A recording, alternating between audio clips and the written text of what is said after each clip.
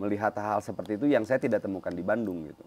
Semua yang sudah sangat terburu-buru harus dengan sepeda motor, mobil, klakson di mana-mana. Begitu saya menginjakan kaki di Kediri pada saat itu, kok unik ya gitu, menarik ya. Kayaknya jalur sunyi yang saya pilih kayaknya cocok nih di sini. Saya jadi calo angkot juga gitu kan dulu. Jadi untuk kemudian memulai dari bawah saya pikir nggak masalah juga. Bahkan ada yang 12.500 saya masih ingat. Ya dipannya dipan bambu ya waktu itu.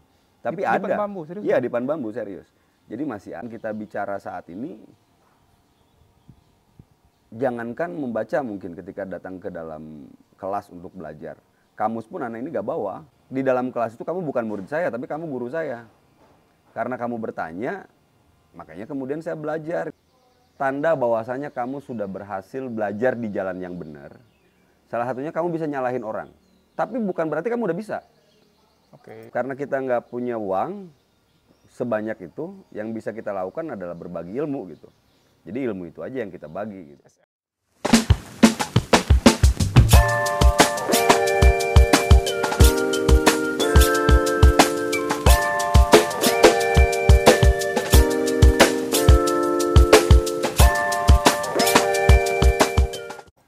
Halo, welcome back di podcast Bay Yuda.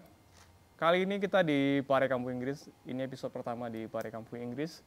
Kalau ada yang mampir ke sini nanti bakal ngelihat di Jalanan Tanah tuh ada Ngaropi Cafe. Di sebelah saya ada mas-mas yang biasanya nyanyi di depan.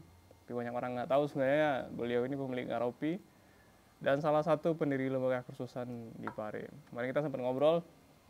Udah 20 tahun merantau dari Bandung dan akhirnya stay di Pare. Ini jarang-jarang nih orang Bandung yang stay di merantau lama-lama ini. Ini udah 2 dekade lagi. Ya, ya. Banyak orang yang kenal manggilnya Mr. Ramdan, Coach Ramdan, ada juga Mr. Dan. Dan mari kita tanya langsung aja ya. Apa yang membuat Mr. Dan akhirnya udah 2 dekade di Pare? Ya. Kemarin juga saya sempat bilang di Bandung itu sudah penuh dengan orang-orang luar biasa gitu. Jadi space untuk berkembangnya sebetulnya di sana masih sangat besar, sangat luas. Cuma saya memilih jalan sunyi untuk ke timur, berbeda dengan orang lain perjalanan menuju ke barat. Saya memilih jalur sunyi ke timur, memulai kehidupan baru, chapter baru, dan ya bisa sampai sekarang tinggal di sini. Ya kita tahu lah di Bandung industri apa yang tidak berkembang, semua berkembang dan semua pesat gitu. Dan karena saya melihat bahwasanya saya sebagai ya remehan lah dulu di Bandung, remahan rengginang ya. Gitu. Kayaknya saya harus mencari tempat lain di mana saya bisa jauh lebih berkembang di dunia baru gitu. Dan akhirnya ya udah kita nyobain dari mulai Jogja sampai kemudian memutuskan untuk di Kediri aja deh, di Pare aja gitu. Itu awal mulanya, meskipun orang tua dulu juga nggak setuju ya, karena di keluarga besar juga yang merantau cuma saya, gitu kan. Susah banget nemuin orang Bandung, yang orang Sunda, orang Bandung ya, yang betul-betul orang Bandung yang merantau itu susah sekali. Dan saya the one and the only gitu kan, di keluarga besar yang merantau, gitu. Seperti itu. Awal jatuh cintanya gara-gara apa tuh Mr.? Dengan Pare ini? Awal jatuh cintanya bukan dengan Pare, dengan Kedirinya ya. Dengan Kediri? Dengan Kedirinya. Kita kalau misalkan coba ingat masa lalu, kita kan pasti main, ada permainan zaman kecil itu main kartu ya.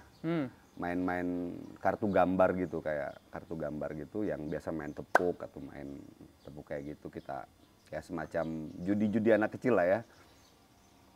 Dan di setiap kartu itu tulisan belakangnya pasti ada tulisan Gunung Kelud gitu, Gunung Kelud, Gunung Kelud. Dan penasaran juga Gunung Kelud di mana gitu kan, Gunung Kelud di mana? Rupanya Gunung Kelud itu di Kediri gitu ya. Nah itu jadi trigger awal untuk tahu tentang Kediri. Begitu nyampe ke Kediri, terus lihat. Nah ini yang menarik. Dulu orang-orang bersepeda dan karakter orang di sini bersepeda ontel itu masih banyak banget. Anak-anak sekolah masih pakai sepeda, orang beraktivitas masih pakai sepeda. Orang sini bilangnya sepeda pancal ya. Sepeda pancal. Ya kalau ontel itu kan cenderung yang sepeda tua gitu ya. Kalau yang digoes pokoknya sepeda pancal namanya. Nah dulu saya lihat rombongan ibu-ibu berbatik menggunakan sepeda pancal itu rapih, berderet rapi. Saya sempat penasaran mau kemana, dari mana gitu. Rupanya mereka ibu-ibu para pekerja dari pabrik gudang garam yang selesai kerja dan yang mau masuk kerja, jadi pergantian shift itu.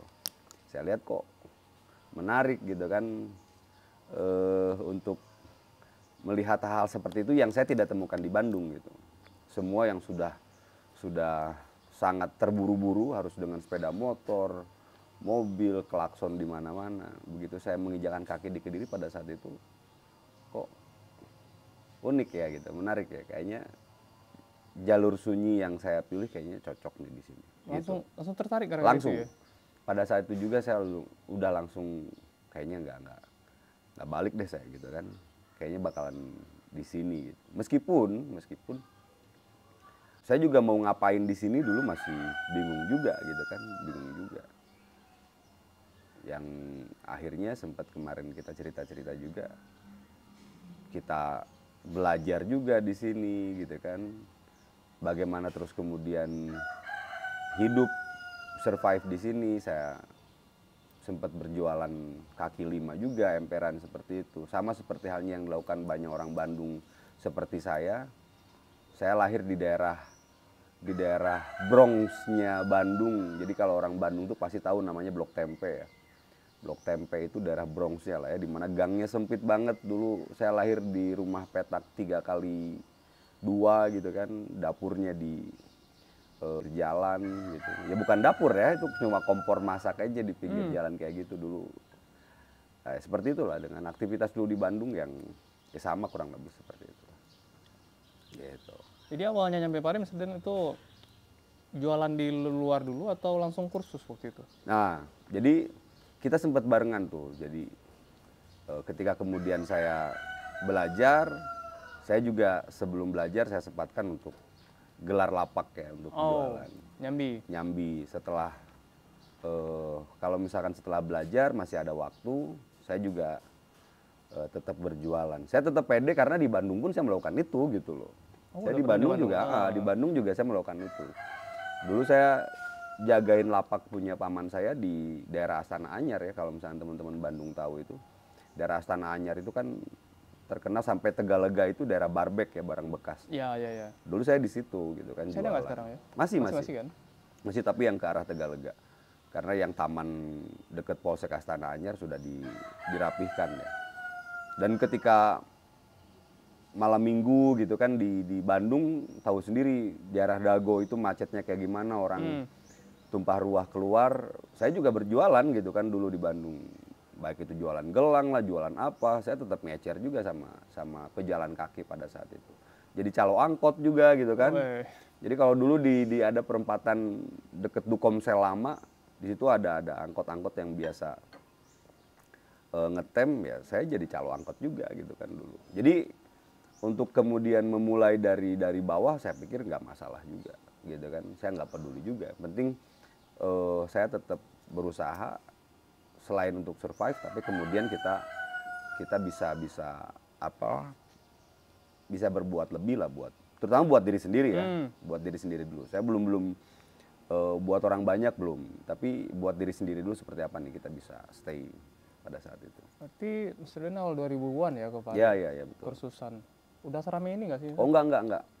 Sepi kalau dulu. Jadi kalau teman-teman lihat Kampung Inggris sekarang rame meriah kayak begini bangunannya. Banyak tongkrongan dulu nggak ada.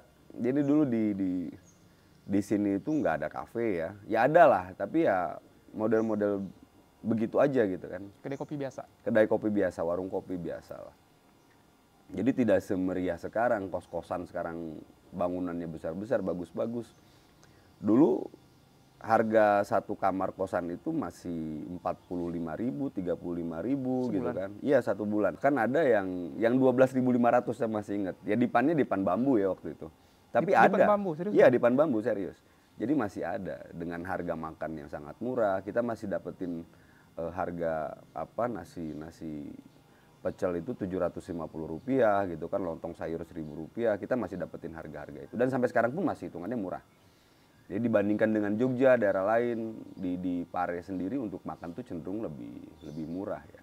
Gitu. Mungkin karena wilayah di sini pertaniannya juga bagus, jadi suplai kebutuhan pokoknya juga banyak gitu. Jadi itu yang membuat lebih murah. Dan mungkin kalau anak kos sekarang begitu masuk kos-kosan kasurnya kapuk itu udah protes duluan gitu. Dulu tuh ya kapuk semua gitu kan, kapuk semua. Karena dulu belum ada standarisasi ya. Oke. Gitu kan, oh kosan tuh seperti ini. Dulu orang kotanya nggak banyak. Dulu itu mayoritas tuh anak pondok. Anak pondok. Ya, oke, yang datang ke sini itu mayoritas anak pondok, kalau enggak anak UIN, anak YIN. Sudah pasti. Usaha pasti. Kalau nggak anak pondok, anak YIN. Jadi terkenalnya dulu emang di lingkup itu gitu. Ya ada beberapa anak-anak dari kampus-kampus negeri juga banyak. Ya beberapa lah gitu. Tapi lebih populer di kalangan itu gitu. Karena emang kalau misalkan kita flashback lagi ke belakang, kenapa banyaknya anak YIN? Karena sumber suara pertamanya dari mereka. Gitu. Jadi nanti teman-teman boleh silahkan cari cerita tentang Mr. Cullen ya, Ustadz Cullen saya biasa panggil beliau, tentang awal mulanya beliau ngajar itu karena anak YIN gitu.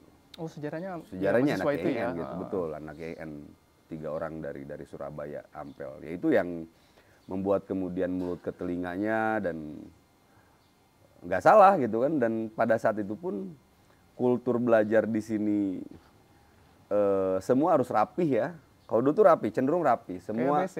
Kayak BC Iya ya, sekarang? tetap BC dari dulu sama, nggak ada perubahan. Rambut nggak boleh panjang, harus rapi gitu kan. Baju masuk ke dalam, pakai sepatu. Kalau pakai kaosnya polo shirt kayak gitu.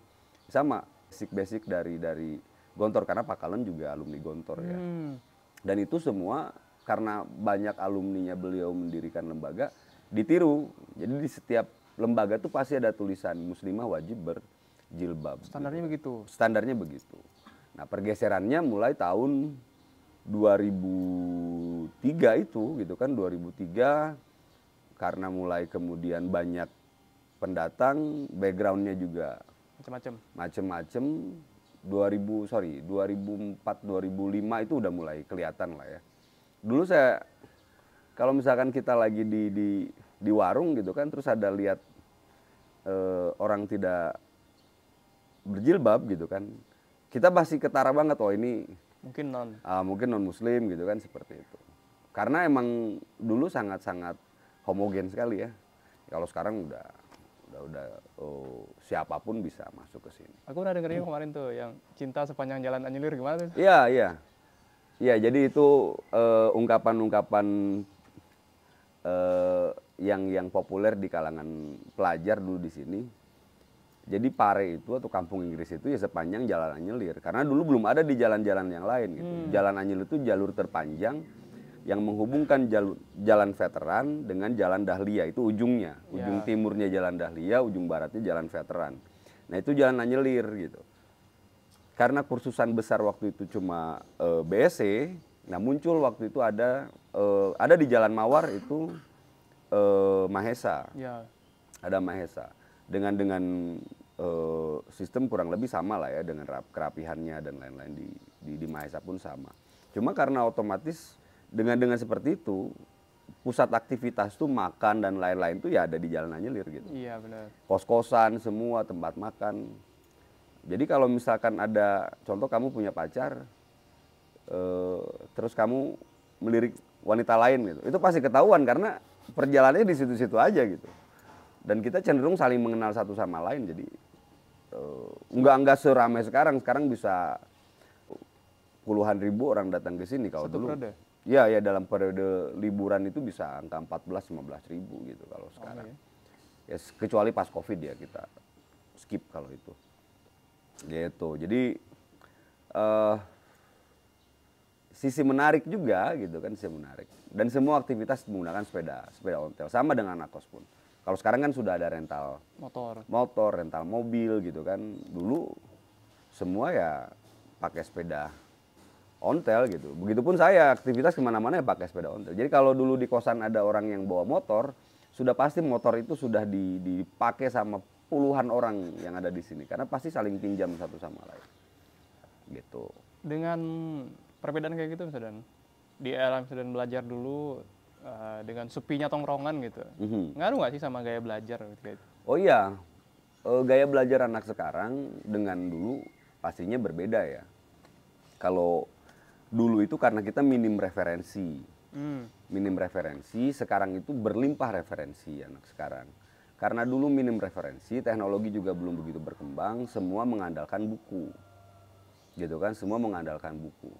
Jadi lembaga-lembaga itu punya buku andalannya sendiri. Oh ini buku saya yang seolah-olah tidak boleh diketahui sama lembaga lain gitu kan.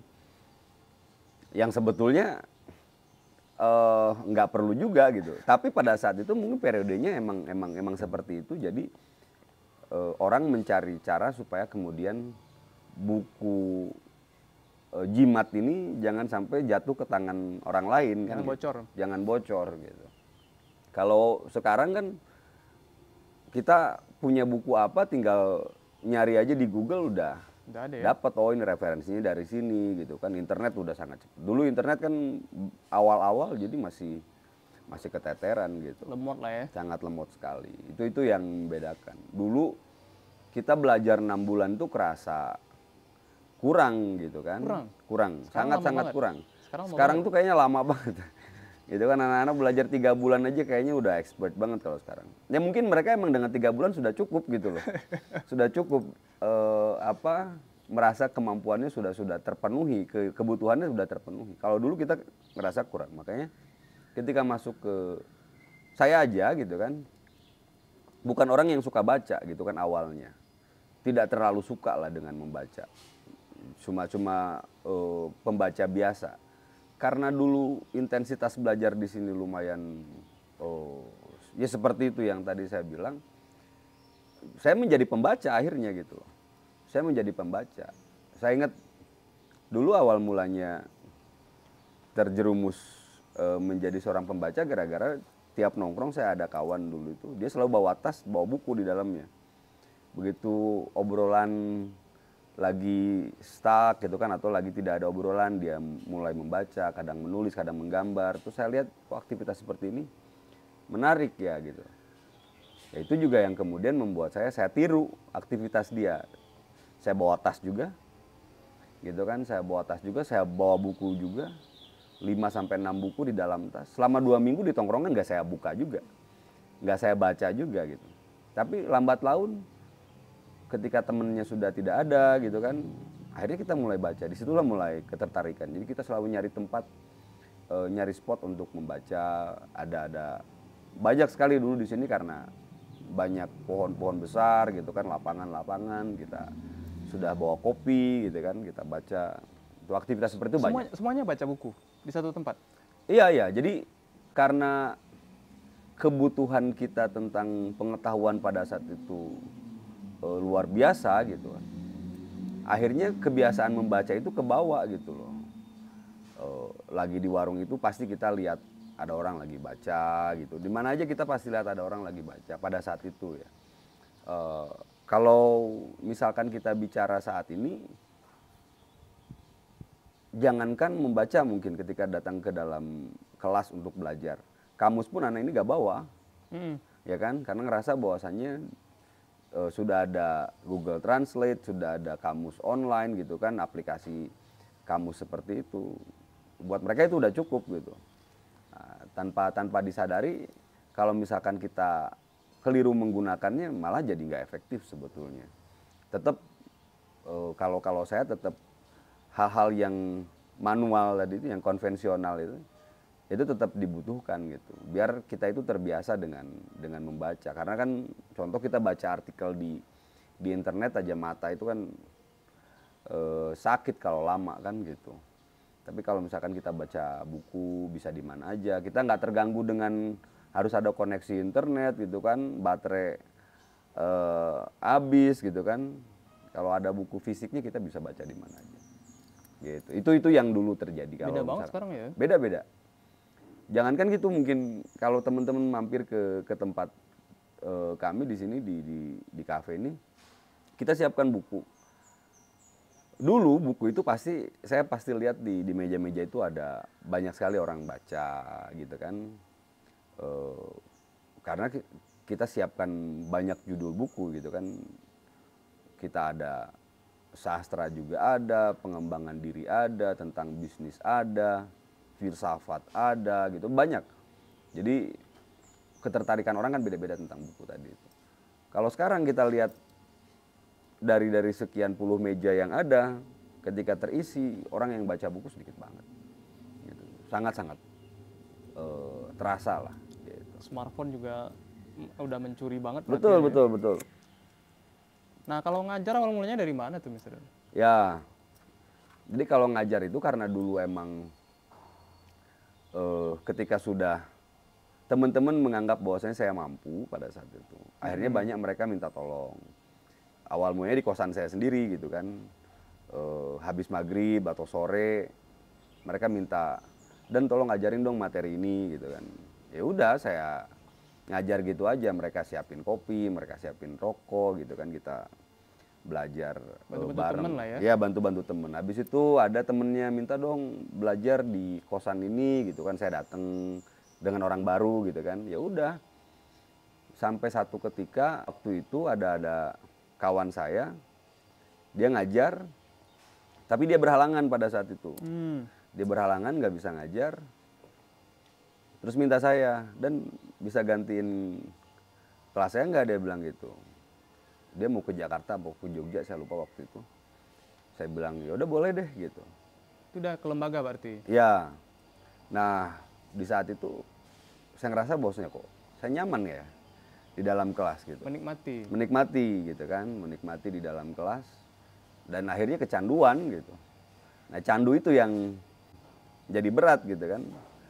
Akhirnya mau nggak mau kita harus upgrade terus gitu kan. Yang awalnya saya udah kayaknya kemampuan bahasa Inggrisnya udah cukup deh gitu. Karena itu tadi akhirnya saya mau belajar lagi, terus mau belajar lagi. Makanya selalu saya bilang dalam kelas adalah guru saya. Di dalam kelas itu kamu bukan murid saya, tapi kamu guru saya.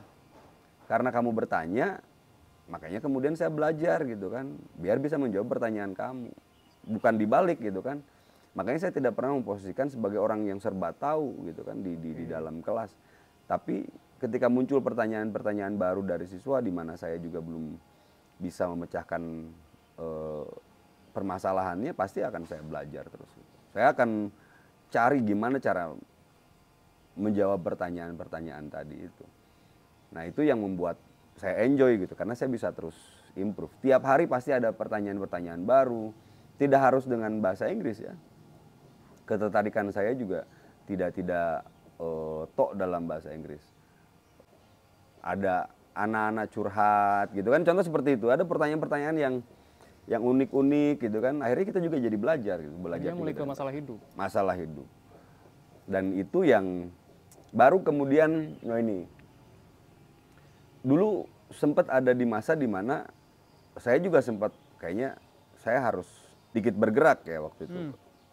Meskipun di awal saya udah bilang kayaknya saya bakal stay di sini nih. Tapi pada saat itu ada sedikit gangguan, meskipun minor ya. Antara kemudian saya, karena di kosan saya udah nggak punya siapa-siapa, nggak ada temen. Udah pada pulang? Udah pada pulang. Saya penghuni terakhir di kosan itu. Penghuni terakhir? Ya kan, kayak ada tuh acara di TV itu, penghuni terakhir. Jadi biasanya kan anak-anak kalau misalkan pulang, kita anterin bareng-bareng ke pakai sepeda bis gitu kan, kita anterin. Kadang kalau misalkan kitanya lagi seger, kita bareng-bareng naik angkot gitu, kita anter ke stasiun. Semua penghuni kosan saya anterin ketika mereka pulang. Sampai saya sendiri siapa yang mau nganterin saya? Terbiasa dengan perpisahan gitu. Nah, sangat terbiasa saya ditinggalkan. Gitu kan. Sangat terbiasa ditinggalkan. Sampai akhirnya loh, karena nggak ada yang mau nganterin saya, ya udah saya stay di sini aja. Gitu. Karena siapa yang mau nganterin saya pulang kan nggak ada. Akhirnya ya udah deh saya stay di sini aja gitu. Gitu. Dan itu yang kemudian membuat saya ya udah fokus saya di sini gitu lah. Kemudian akhirnya, nah lembaga, nah itu gimana sih jalannya itu misalnya? Iya, jadi baru kemudian pada saat itu kan dengan semua bahasa saya mungkin kaku ya, kekakuannya semua seolah-olah harus rapi gitu kan. Sedangkan saya sendiri bukan orang yang suka dengan kebiasaan formal tadi itu. Karena dulu kita belajar mulanya dari study club tadi itu yang cenderung lebih santai. Nah, ketika ngajar pola itu terbawa. Jadi kita ngajar di samping kos-kosan ada lahan kecil, terus kemudian ada pohon, kita simpen papan tulis di situ, kita jejerkan kursi di situ, kadang kita cuma gelar tikar.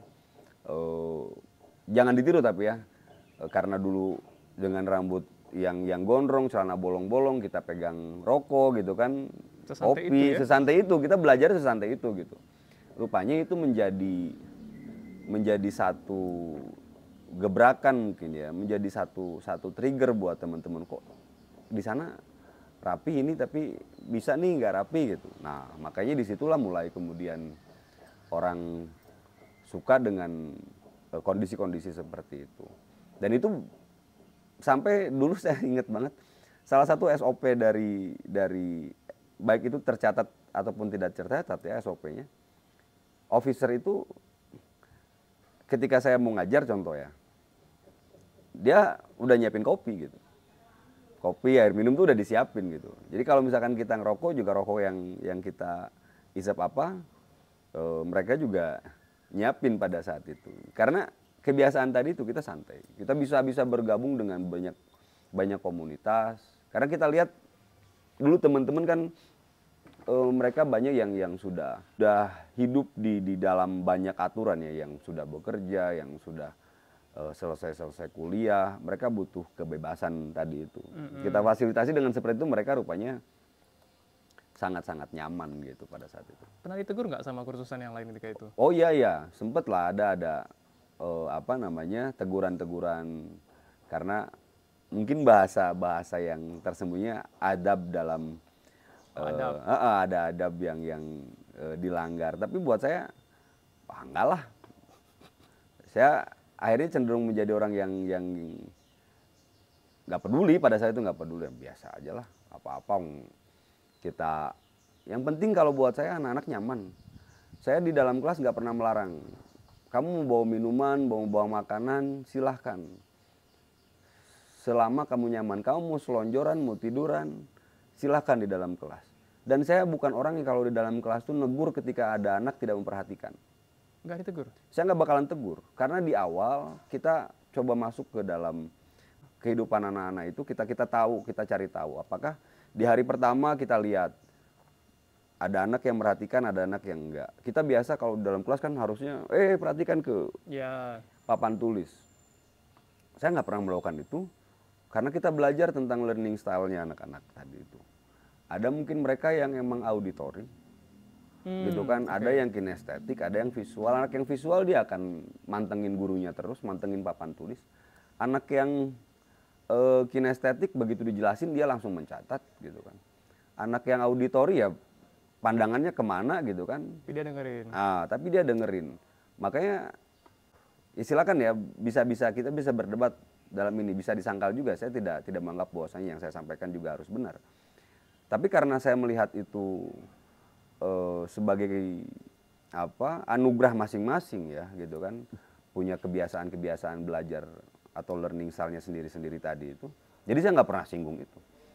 Sedangkan kalau misalkan kita kan inginnya ayo perhatikan, seolah-olah guru itu harus menjadi kemudian diperhatikan. Padahal cara memperhatikan siswa kan beda-beda gitu. Iya, benar. Untuk masuk itu. Sama aja si gurunya ketika dia ikut seminar juga pembicaranya lagi ngomong dia nyatet juga. Rupanya dia melakukan kesalahan yang harusnya nggak dilakukan juga. Jadi itu balik ke kita tahu karakternya anak-anak gitu kan.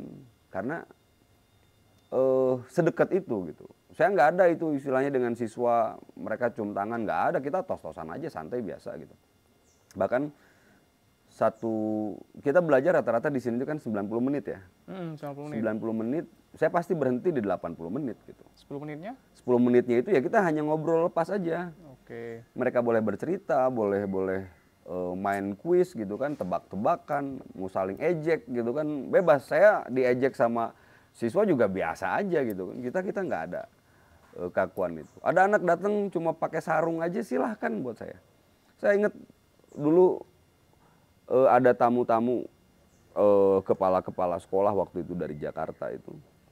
Mereka datang itu tentengan kopernya itu sampai 2 gitu kan, baju formal sama baju yang nggak formal. Begitu masuk ke dalam kelas dia kaget-kaget. Loh, saya udah bawa safari gitu kan, saya udah bawa jas, dipikir belajarnya seperti apa. Rupanya lihat yang di depan kelas aja sesantai itu, akhirnya kopernya dia kirim balik gitu. Saya bilang, ya ini salah satu cara biar orang lepas dulu gitu loh dari formalitas tadi itu. Jadi itu bagian dari cara saya aja gitu ya. Itu boleh ditiru boleh tidak, kalau misalkan nggak ditiru juga nggak apa-apa juga, mau ditiru ya silahkan gitu kan. Cuma saya melakukan itu gitu. Tapi bukan berarti kemudian saya semena-mena gitu kan.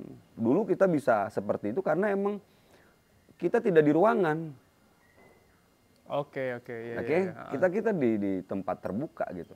Nah kalau di ruangan kan lain lagi, kan gitu. Kalau di ruangan lain lagi, ada orang yang tidak suka asap rokok gitu kan, dan lain-lain. Kalau dulu ya bebas-bebas aja gitu. Itu yang terjadi ya. Gitu Tom. Ada yang menarik nih, misal dari berapa kali aku ngobrol sama teman-teman tentang akses, katanya akses pakai kamusnya Longman gitu. Yang lain kebanyakan masih Oxford. Kenapa milih Longman? Sebetulnya nggak ada perbedaan. Ya mungkin cuma untuk saat ini nggak tahu ya apa, masih cuma akses aja yang masih tetap dengan Longman ya. Dulu itu kenapa kita pakai itu? Karena kita menggunakan di kelas pronunciation itu kita menggunakan American accent gitu kan, atau pronunciation-nya orang bilang yang Amerika lah gitu kan. Nah, fonetik simbolnya itu yang paling cocok tuh pakai Longman. Orang kenapa kemudian menggunakan Oxford? Karena lebih banyak itu bawaan dari kelas grammar. Oke, kelas grammar itu mereka pakai itu, padahal nggak ada bedanya. Nggak ada bedanya kalau misalnya kita bicara tentang handy pocket gitu kan, untuk kamus-kamus seperti itu nggak ada bedanya. Bedanya cuma di simbolnya aja. Oh, simbolnya yang beda. Gitu kan. Contoh kalau misalkan di Oxford kata go itu go gitu kan. Kalau di Longman go itu dengan fonetiknya berbeda. Cuma itu aja gitu. Cuma karena kita emang dari dulu nyaman dengan, sampai dulu toko buku tuh emang nyiapin kamus itu hanya buat kita gitu loh. Karena emang kita menggunakan itu. Sampai sekarang kita gunakan itu. Kalaupun di dalam kelas, kamu bawa kamus apa aja silakan. Oh, nggak dibatasi ya? Nggak dibatasi. Cuma untuk mempermudah kamu belajar simbol-simbol tadi itu. Nah, kamus ini yang lebih tepat gitu kan, dengan cara pelafalan yang kamu akan dapatkan di dalam kelas. Itu aja gitu. Sampai karena dulu kita sangat concern banget dengan kelas itu. Di kelas pronunciation ini anak-anak menjadi kritis ya gitu kan. Kritis karena mereka ngomong sudah jauh lebih enak, sudah sering dengar ngomong yang benar gitu. Ya kan? Jadi ketika dia masuk ke tempat lain itu, terus kemudian mengkoreksi pelafalan, yang ngajar itu pasti udah tahu, lu anak akses pasti ini. Gitu kan? Karena emang salah satu doktrin ya, bukan doktrin. Kita selalu bilang gini, salah satu tanda bahwasanya kamu sudah berhasil belajar di jalan yang benar, salah satunya kamu bisa nyalahin orang. Tapi bukan berarti kamu udah bisa. Oke? Bukan berarti kamu udah bisa. Contoh, ada orang ngomong, kayaknya bukan gitu deh. Kayaknya keliru deh. Yang bener kayak gimana? Gue juga bingung, tapi yang jelas bukan begitu. Tapi udah tahu kalau itu salah. Gitu kan. Tapi bukan gitu. Contoh kayak meskipun itu juga bukan hal yang sangat harus diperdebatkan juga, enggak. Itu cuma gimmick-gimmick di lingkup pelajar aja sih gitu. Dan kita tetap konsisten gitu kan dengan kitab kuning ya. Gitu. Jadi Longman tuh kita bilang kitab kuning ya. Karena warnanya yang kuning. Gitu Tom. Aku lihat juga pas baru-baru di kampung Inggris ada program Coach Academy itu diakses selama 6 bulan kan. Eh, itu dari kapan itu? Ya, jadi kalau untuk Coach Academy itu sebetulnya itu kelas beasiswa, ya kan? Kelas beasiswa yang awalnya dulu itu 2 tahun. 2 tahun. 2 tahun, beasiswa belajar gratis. Setelah pandemi ini kita pangkas jadi 6 bulan. Karena karakter anak-anak di masa pandemi ini berbeda. Gitu kan. Kalau dulu, coba bayangin aja, anak-anak generasi pandemi itu kan dia tidak ada, dua angkatan ini dia tatap mukanya sedikit banget. Karena dia pasti online gitu kan belajarnya. Ketika dia masuk ke kelas, kayak masuk ke kampung Inggris, dia belajar 4 kali itu udah kebanyakan. 4 kali sehari kebanyakan? Kebanyakan, karena emang mereka nggak pernah punya kebiasaan itu gitu loh. Nah, di kelas beasiswa pun akhirnya kita coba kurangi. Yang awalnya 2 tahun, kita kurangi jadi 6 bulan. Buat apa beasiswa itu? Nah, dulu karena saya aktif di banyak kegiatan sosial. Kita kirim pengajar-pengajar tuh sampai ke pelosok-pelosok lah gitu. Mana yang dibutuhkan kita kirim. Karena dulu saya sendirian. Kalau sendirian kan tenaganya terbatas. Saya nggak bisa pindah ke satu tempat ke tempat yang lain dengan cepat gitu kan. Otomatis saya butuh banyak bantuan orang. Maka kita buatlah kelas gratis tadi itu. Yang jelas mereka bisa membantu orang-orang minimal di wilayahnya lah, gitu kan, di daerahnya. Untuk berbagi gitu. ke daerahnya. Untuk berbagi ke daerahnya. Yang awalnya bahasa Inggris ini menjadi momok gitu kan, susah, terkesan mahal gitu kan. Dengan kamu punya ilmu tadi itu, orang-orang yang dari desa dia belajar pulang ke rumah, ya udah sok buat lingkup daerahnya aja, anak-anak kecil di tetangga-tetangganya diajarin gitu. Itu sudah kebermanfaatan gitu. Jadi kita buatlah kelas-kelas tadi itu gitu kan, yang 2 tahun terus kemudian kita kurangi jadi 6 bulan untuk yang sekarang. Otomatis pasti hasilnya beda ya, pasti beda. Namanya 2 tahun dengan 6 bulan gitu. Tapi kita siasati gitu supaya kemudian keilmuan mereka terpenuhi. 6 bulan itu proses yang gratisnya. Harapan kita mereka juga akan terus belajar lah gitu. Itu yang kita, saya tahu daerah-daerah pelosok di Jawa Barat, di Sumatera sampai ke wilayah timur sana ya, karena kegiatan-kegiatan sosial tadi itu. Gitu. Berarti secara bisnis itu nggak takut? Enggak. Kalau perusahaan besar, saya kemarin sempat bilang kan, perusahaan besar punya CSR gitu kan, karena emang uangnya melimpah. Karena kita nggak punya uang sebanyak itu, yang bisa kita lakukan adalah berbagi ilmu gitu. Jadi ilmu itu aja yang kita bagi gitu. CSR-nya dalam bentuk kegiatan-kegiatan tadi itu, ilmu-ilmu tadi itu. Itu yang kita kasih. Jadi ya kalau kita punya uang ya kita kasih uang aja gitu. Karena kita punyanya ilmu ya kita kasih ilmu aja gitu. Simpelnya kayak gitu. Amal jariah juga kan ya. Nah, mungkin seperti itu. Jadi saya orang yang dulu ketika belajar itu sempat ada kata-kata seperti ini. Barang siapa melakukan satu kebaikan dan kebaikan itu ditiru, maka pahala kebaikannya akan nyampe ke kita.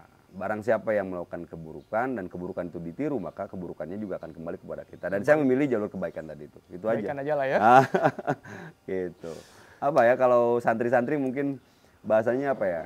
Kalimat awalnya saya masih ingat sih, man sana sunatan hasanatan. Nah, kesananya terusin lah gitu kan. Kalau yang buruknya man sana sunatan sayyi'atan, nah terusin lah kesananya. Begitu. Itu Tom, itu untuk kegiatan-kegiatan sosial. Karena dulu saya setiap awalnya dulu, karena saya datang dari Bandung, saya pengen balik berbakti untuk Bandung pada saat itu. Seminggu sekali saya ke Bandung. Seminggu sekali? Seminggu sekali saya ke Bandung. Saya ngajar anak jalanan dulu di Bandung. Coba balik lagi, tenaga saya, kekuatan saya nggak sebanyak itu. Kegiatan sosial kita mulai dari tahun 2006 itu sudah kita mulai. 2006 kegiatan. semenjak berdiri Akses. Iya, jadi udah bahkan sebelumnya gitu kan. Ketika kemudian ada anak-anak yang baru-baru kita libatkan untuk ke dalam kegiatan pun kita udah tetap lah gitu kan dengan kita libatkan anak-anak dengan kegiatan tadi itu. Kita sempat stuck. Kegiatan beasiswa ini sempat stuck mungkin sekitar 3-4 tahun. Itu stuck karena emang sumber dananya nggak ada. Dulu kan sumber dananya diambil dari kantor ya, dari kantong pribadi. Kita biayai anak-anak untuk berangkat kemana, kita biayai gitu. Pada saat itu kita stuck karena nggak ada donatur gitu kan. Sampai kemudian kita benahi lagi dan kita jalankan lagi gitu. Kita sempat kemarin ngobrol kan ya, banyak mungkin yang nggak tahu teman-teman. Akses itu dulu sampai berapa 2000-an member ya. Kenapa sekarang jadi lebih diperkecil gitu? Sebetulnya tetap kalau misalkan kita bicara nafsu tetap pengen tetap besar gitu kan, kita bicara nafsu. Tapi kemudian yang kita kelola itu orang. Oke, yang kita kelola itu orang. Maka kita nggak boleh main-main. Semakin banyak orang yang belajar, semakin banyak kebutuhan kita terhadap pengajar. Bisa nggak kita meng-create, bisa nggak kita membangun orang-orang yang siap mengajar dengan kemampuan sesuai dengan yang kita butuhkan. Dengan standar kompetensi. Dengan standar yang kita butuhkan. Masing-masing mungkin punya standarnya sendiri. Kita pun sama punya standarnya sendiri. Nah, dulu dengan banyaknya siswa tadi itu kita nggak bisa kontrol itu. Akhirnya kan, wah ini bisa comot gitu. Kita nggak punya standar kompetensi tadi. Akhirnya kita mulai screening gitu loh pada saat itu. Diuji lagi semuanya? Iya, diuji lagi. Nah, konsekuensinya adalah maka akan mengerucut dong. Sama kalau orang Sunda bilang ayak ya, diayak gitu kan. Diayak atau screening tadi itu. Yang nggak masuk kategori otomatis dia akan keluar. Betul gitu. Dan itu banyak gitu kan jumlahnya. Konsekuensinya adalah berarti kita harus menutup tempat-tempat yang tadi gitu kan, banyak tempat yang harus kita tutup. Karena emang jumlah tenaganya yang sesuai dengan kompetensi yang kita butuhkan tidak sebanyak itu. Gitu. Itu bagian dari konsekuensi aja. Kalau misalkan kita sekarang bisa create 100 orang dengan kemampuan standar kita gitu kan, besok lusa atau bulan depan kita buka lagi nggak jadi masalah. Berarti mempertahankan kualitas jadinya ya? Betul. Jadi contoh nih, bulan depan contoh sebagai perumpamaan, bulan depan saya punya teman-teman, oke, kita ada 100 orang yang qualified di sini ya, yang qualified. Saya akan berani, ya udah kita buka lagi aja yang tempat-tempat yang kemarin ditutup kita buka lagi aja, nggak masalah gitu. Kalau emang punya tadi itu. Tapi selama kita kekurangan tenaga yang menurut kita sesuai speknya kita gitu kan, kita nggak. Tambah lagi untuk kan dari semenjak itu saya menyerahkan kepengurusan ke teman-teman sendiri gitu kan. Saya keluar dari sistem. Silakan lah mau dibikin seperti apa, yang jelas pondasinya udah pertahankan itu. Gitu kan, saya udah kasih tahu seperti ini gitu kan. Ya sekarang bagaimana runningnya saya serahkan sama teman-teman. Rupanya mereka masih tetap konsisten gitu kan dengan standarnya tadi gitu kan. Dan buat saya itu satu kebanggaan gitu. Jadi nggak ada kemudian kalau misalkan, wah, saya senang dengan sekarang ini ada yang, bukan berarti saya bilang yang banyak ini tidak berkualitas, bukan ya. Saya nggak mau bilang kayak begitu. Cuma mungkin standarnya beda. Oh, standarnya beda. Gitu kan, standarnya beda, itu aja gitu kan. Karena kita nggak bakalan ngambil orang yang baru 3 bulan belajar terus untuk ngajar, nggak mungkin. Oh, di Akses nggak bisa ya? Nggak bakalan. Gitu kan, kamu 6 bulan 1 tahun juga belum tentu. Kalau gitu. tempat lain mungkin. Nah, makanya saya bilang karena standarnya berbeda. Jadi saya nggak, beda. gitu aja. Ya kan kita juga banyak ngeliat belakangan ya, kayaknya ada pergeseran tren gitu. Aku juga sebagai pendatang kampung Inggris kaget kemarin. Gede lembaga ya gitu. Ya, Dan kayak orang tuh ngelihat indikatornya dari angka kan. ya, ya, ya. Satu periode 10 misalnya nanti 10 Juli berarti ya. Mhm. Ini 800, ini 1000. Hmm. Dan bahkan juga ada mas-mas yang ojol tahu. Hmm. Tuh kaget tuh. Ini penyebaran infonya dari mana ini gitu. Iya, Jadi iya, kayaknya sebagai apa ya, branding, wah ini gede nih. Iya, iya. Saya tidak saya tuh orang yang sangat, karena dulu saya orang marketing ya. Saya mengagumi cara-cara orang marketingnya orang seperti apa. Saya tidak pernah mengkritisi cara marketingnya orang. Ada yang seperti apapun saya tetap apresiasi gitu. Saya cuma memprotek Kualitas tadi. kita aja gitu kan. Kita standar ini aja gitu. Jadi ketika kemudian orang puas dengan yang kita kasih, ya kita sudah jauh lebih seneng ya. Kalau misalkan lebih banyak lagi pastinya jauh lebih seneng. Cuma untuk saat ini kita belum bisa create sebanyak itu dan sebagus itu gitu kan. Jadi kalau misalkan saya ulangi lagi ya, biar di highlight, bukan berarti yang lain jelek ya, tapi standar kita beda gitu aja. Tantangannya ke sana nanti. Tantangannya ya. ke sana. Semakin banyak, Betul. tanggung jawab moralnya juga makin gede. Dan yang terpenting adalah ini. Kalau misalkan saya bisa berpesan sama teman-teman yang lagi di kampung Inggris, yang lagi belajar, terus kemudian ada niatan untuk menjadi pengajar itu, jangan terjebak dengan istilah saya Mr. Syndrome ya. Mr. Syndrome. Jangan terjebak dengan itu. Ketika kamu sudah dikasih kesempatan untuk mengajar, biasanya karena lingkup di sini kan sempit. Contoh kamu masuk di tempat A, udah tahu oh dia tuh pengajar. Maka orang tersebut rata-rata dia nggak bakalan belajar lagi. Berhenti di situ. Berhenti di situ gitu kan. Karena untuk belajar ke tempat lain, belajar yang lain lagi, kayaknya gengsi gitu kan. Nah ini yang berat gitu kan dengan Mr. Syndrome tadi itu. Jangan sampai terjebak seperti itu. Kalian punya waktu untuk belajar terus, upgrade terus, kembangkan terus kampung Inggris ini, Pare ini menjadi lebih besar lagi. Saya yakin tangan-tangan anak muda gitu kan, ide-ide anak muda luar biasa. Saya tetap berharap itu sama teman-teman, jangan sampai terjebak ke situ. Kalau kamu sekarang sudah 3 bulan di Pare terus disuruh ngajar, bukan berarti kamu sudah jago. Kamu harus terus belajar gitu loh. Jangan stuck di situ.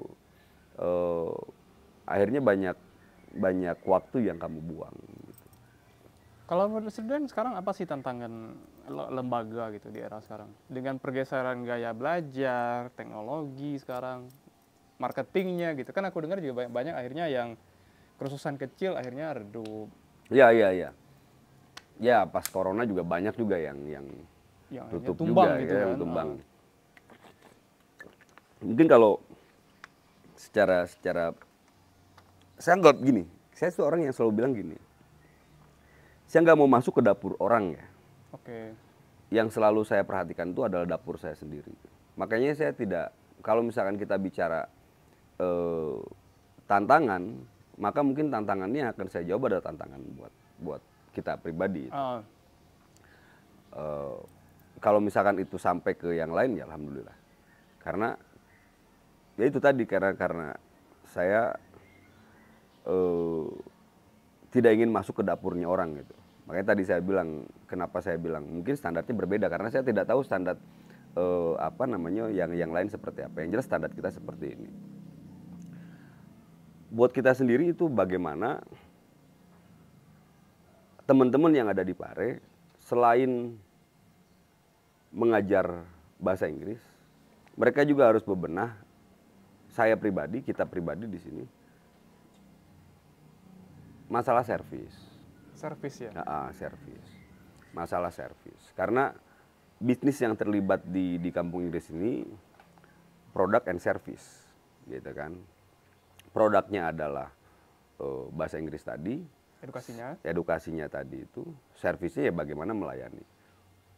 Kalau dulu kita bisa deket banget dengan siswa gitu kan. Kalau sekarang bagaimana kemudian kita bisa menjadi pelayan siswa waktu itu. Nah kalau sekarang bagaimana kemudian kita juga bisa melakukan hal yang sama. Siswa ini bukan berarti anak-anak kecil ya, tapi yang besar juga sama, dewasa juga sama. Bagaimana kita bisa memberikan pelayanan yang baik. Kalau misalkan kitanya kompak, punya pemahaman yang sama tentang servis, tentang melayani tamu dengan baik, memberikan informasi yang baik terhadap orang, maka berkahnya kemudian akan ada buat kita sendiri. Tempat ini makin rame, Kampung Inggris makin rame. Saya tidak ngomongin lembaga saya ya. Untuk ini ya, semua bisa rame. Saya seneng ketika masing-masing lembaga nanti punya aset sendiri-sendiri di sini, punya bangunan sendiri-sendiri di sini, itu jauh lebih bagus buat mereka juga bisa lebih konsen gitu kan dalam kegiatannya. Kalau sekarang masih ada yang ngontrak sana, ngontrak sini, ngontrak sana, ngontrak sini gitu kan, rebutan kontrakan.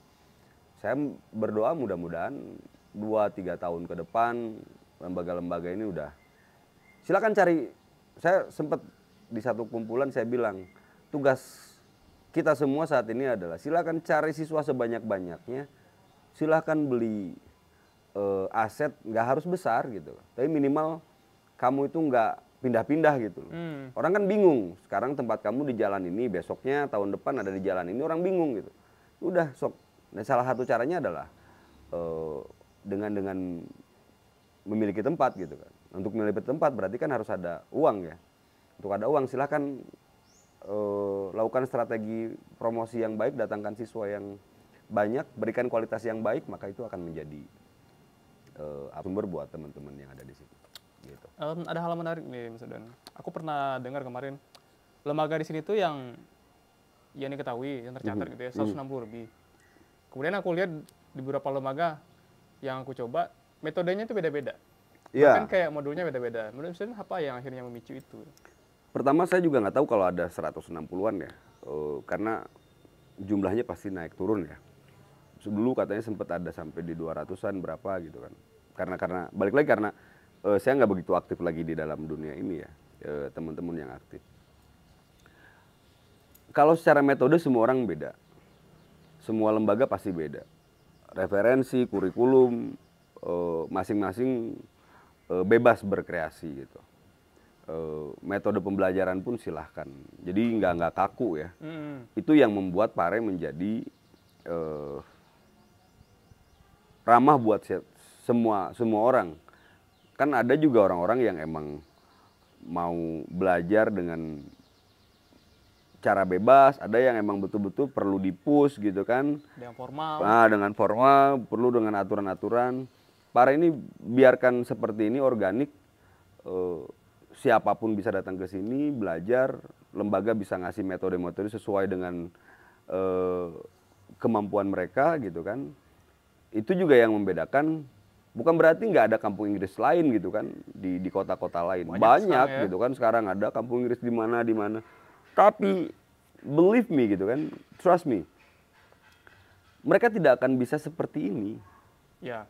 Gitu kan, satu, di sini ini organik gitu loh. Di sini organik. Ketika kita namanya membangun itu kan ada perencanaan, gitu kan, harus mateng, ada yang merawat, gitu kan seperti itu. Kalau di sini organik gitu. Nah ini yang membuat kita bisa tumbuh. Di sini juga ada organisasi lembaga-lembaga. Kalau misalkan butuh informasi banyak tentang lembaga-lembaga yang ada di Pare, silahkan bisa hubungi. Ada namanya FKB gitu kan, Forum Kampung Bahasa. Silahkan bisa kontak mereka, nyari informasi tentang Kampung Inggris seperti apa gitu. Intinya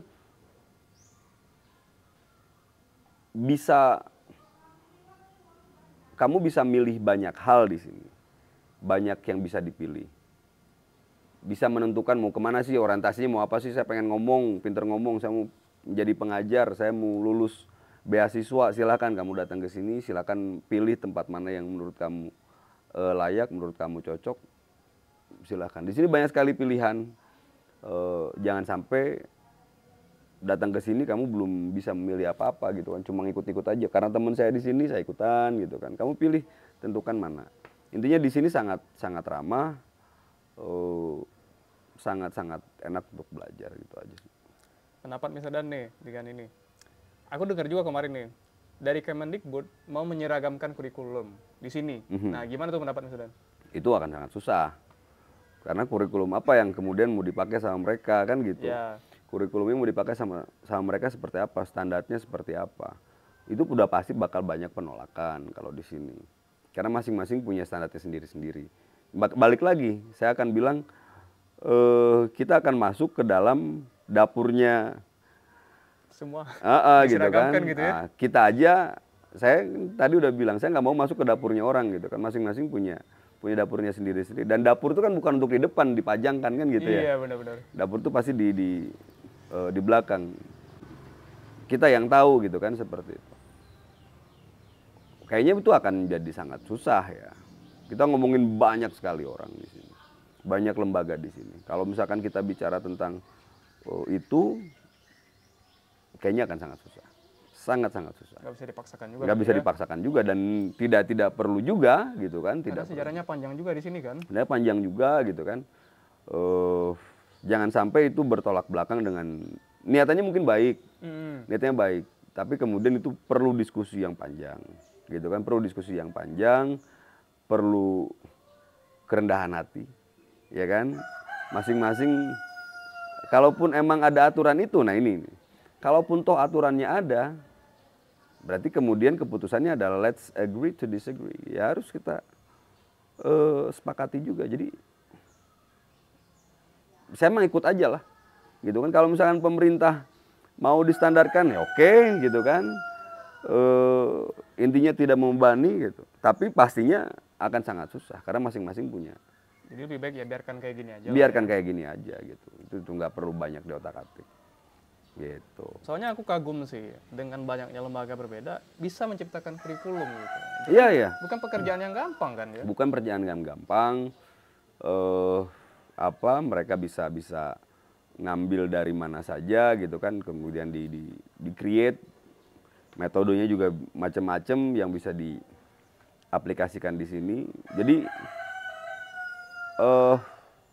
ini keberkahan balik lagi gitu kan. Iya. Berkah banget, nggak dan hal kayak tadi nggak sangat. Ya kalau misalnya saya harus ngomong ya sangat tidak relevan gitu lah. Gitu. Oke, as a person, Mr. Dan lebih senang sebagai edukator atau pengusaha? Saya pastinya sebagai pendidik ya saya suka. Lebih menikmati? Sangat menikmati. Makanya di KTP pun saya dengan bangga ditulis di situ adalah guru. Guru? Betul. Di KTP saya tulisannya guru dan saya bangga dengan, saya nggak mau merubah itu gitu. Bangga dengan itu ya? Bangga saya dengan itu. Gitu. Karena itu bisa menjadi pengingat terhadap saya. Di KTP saya guru. Gitu. Menarik nih.